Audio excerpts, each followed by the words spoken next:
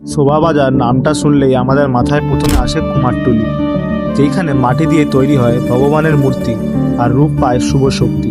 কিন্তু এই শোভাবাজারেই লুকিয়ে আছে আর একটা বাড়ি, যার নাম শুনলে অনেকের গা ছমছম করে ওঠে। এই হলো পুতুল বাড়ি।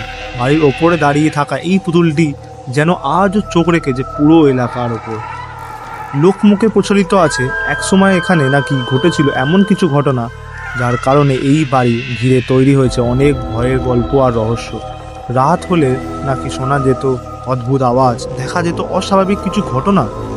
যদিও এই সব কাহিনীর কোনো নিশ্চিত প্রমাণ নেই, তবুও কলকাতার সবচেয়ে রহস্য ঘেরা বাড়িগুলোর তালিকায় পুতুল বাড়ি আজও একটা আলাদা জায়গা ধরে রেখেছে। তাহলে প্রশ্ন হলো, এটা কি শুধু লোককথা, নাকি পুতুল বাড়ি দেওয়ালের মধ্যে আজও লুকিয়ে আছে কোনো অজানা রহস্য?